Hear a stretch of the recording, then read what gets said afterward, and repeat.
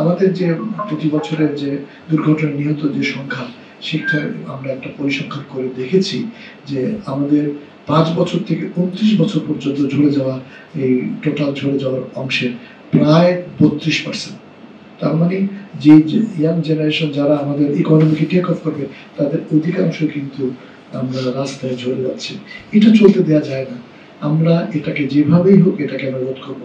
আমাদের মাননীয় উপদেষ্টা এই বিষয়ে আমাদের নির্দেশনা দিয়েছেন এবং আমরা সেই অনুযায়ী নিরলসভাবে আমাদের প্রত্যেকটা অফিসে এই নিয়ে কাজ করছে যে আমরা রাস্তায় আমরা এই যে ঝরে যাওয়া এই যে কর্মরত শিশু, আমি বলেছি ৫ থেকে ২৯ বছর, এদের এই মৃত্যুর হার আমাদের কমিয়ে আনতেই হবে দেশের স্বার্থে।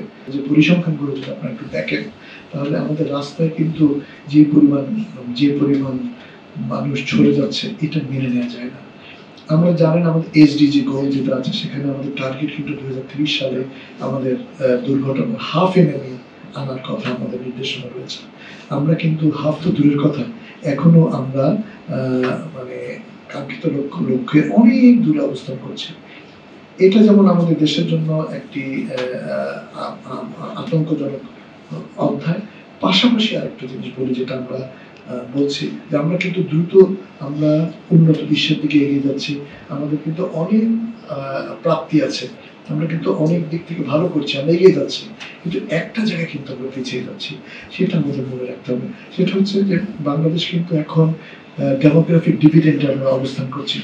অর্থাৎ ২০৪০ সাল পর্যন্ত কিন্তু আমাদের এই ১৫ বছর থেকে ৪৯ বছরের এই সম্প্রদায়ের সংখ্যা কিন্তু বেশি, যারা আমাদের দেশের ইকোনমিকে সামনের দিকে এগিয়ে নিয়ে যাওয়ার মতো হিম্মত রাখে।